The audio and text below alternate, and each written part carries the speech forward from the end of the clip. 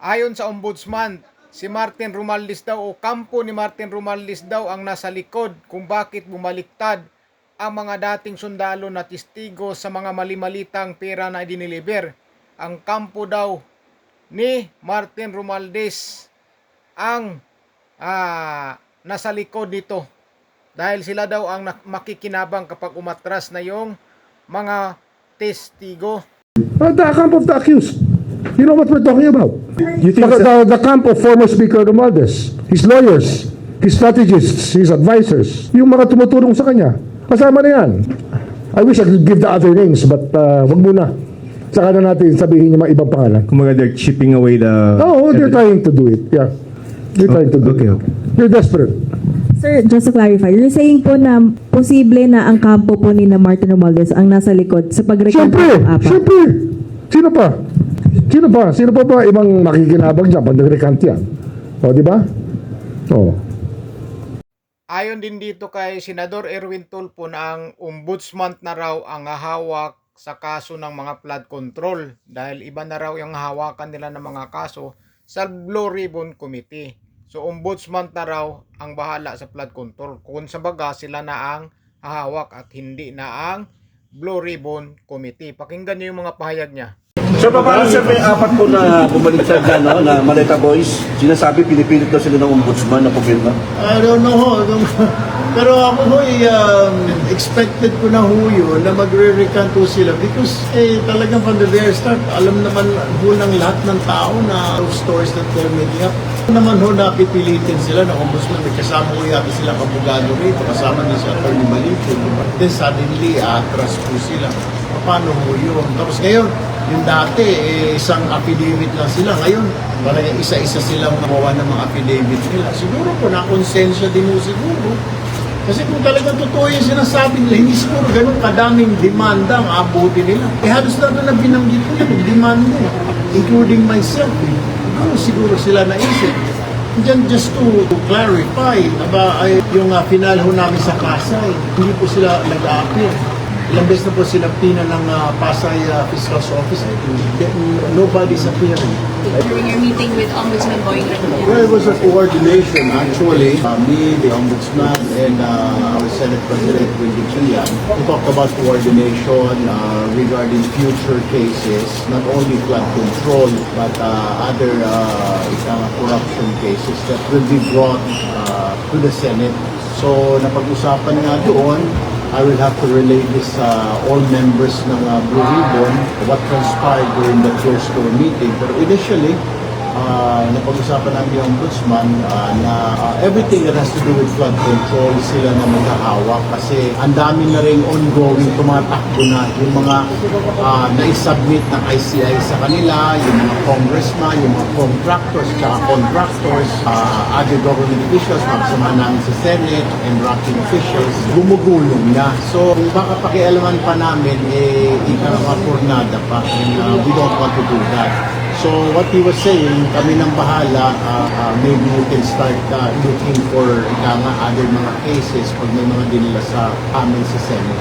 Initially, nagbigay na ng docs yung BRC ito sa Ombudsman. Kaya nga, yung gumulong na yung kaso ni former Speaker at yung mga statements mula sa Blue Ribbon hearings to meet with the entire membership para pag-usapan namin yan. Both the majority and minority members of the Blue Ribbon. How do you consider flood control? Yeah, pero diniretso na kasi ni Senator Ting dito. So, napag-usapan din namin ni Senator Ting, sabi niya para mas mabilis. So, hindi ko napapakialaman.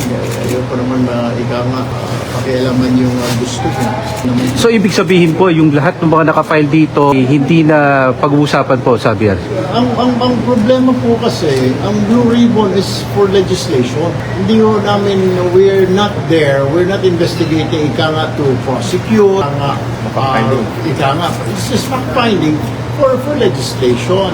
Yung result po, marami na pong na-file ng mga Senate bills because of that flood control hearing ng Blue Ribbon. Marami na pong nagawa, marami po, 6 or 7 Senate bills na ngayon. Kagaya po dyan, isa po dyan, yung pag ikaw ay member ng PICAP, hindi ka na pwedeng sumali sa mga bidding na yan. Dahil dati po pwede. Tapos yung mga travel ng mga government officials, kailangan dumaan, lalo na yung mga members po ng Congress, ng Senate. So marami na hong nagawa. Yun naman talaga ang purpose ng Blue Ribbon. Parang, how do we next time to avoid this? Na parang hindi na mangyari ito. Saan nagkulang yung batas? What do we have to do? Do we have to create another law para ma-prevent itong corruption na ito? Or do we have to tighten? Yun naman talaga ang purpose ng Blue Ribbon para makita po kung saan yung efficiency ng law na yon para hindi na maulit. Ngayon, dito sa flood control, we are happy na lumutang po itong flood control kasi otherwise, hindi mo pag-uusapan ito eh. Pabuti yun, nabanggit ng Pangulo. Ngayon, lumabas sa public, di mo, na matataas na official ang involved. Out of this flood control, may nangyari naman. The Ombudsman said, sila yung nag-request na sa kanila na lahat. That's what he said, na gusto niya kung pwede para hindi na baka bumangga pa doon sa investigation nila. Kasi ganun din naman, di ba? Mati-investigate ka. If you're fact-finding ka, you're investigating also. Specific ba kayo na planong tutukan sa pagsisimula po uli ng investigasyon ng Blue Ribbon?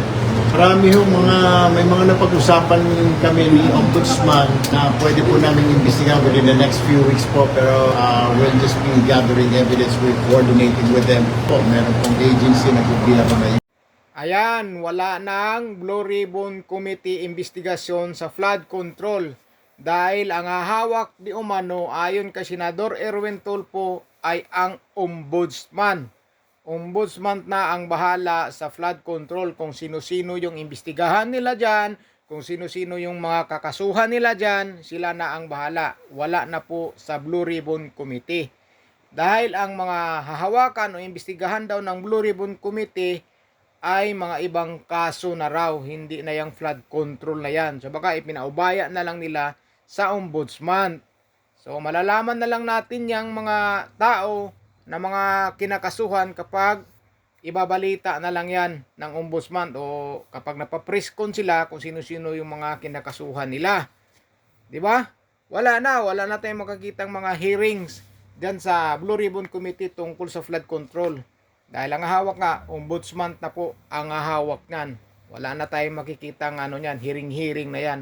Kung sino-sinong ipapatawag na witness, sila na yung mga nakakaalam dyan sa Ombudsman kung sino yung mga ipatawag nila, sino yung mga witness nila, sila na lang ang nakakaalam. Wala namang live dyan sa Ombudsman para mag-imbestiga. Kaya hindi na natin makikita yan. Malalaman na lang natin kung ano ang ibabalita nila, di ba? Pero yung sinasabi ni Pangulong Bongbong Marcos na patong-patong na kaso laban sa dating speaker, hanggang ngayon, wala pang kaso. Gumugulong pa raw ayon kay Senador Erwin Tulfo. Pero yung 4 na mga dating sundalo na titistigo ay bumaliktad, umatras. Kaya ang sabi ni Ombudsman Crispin Remulla na ang nasa likod nito ay si Martin Romualdez dahil si Martin Romualdez daw ang makikinabang kapag umatras yung mga testigo.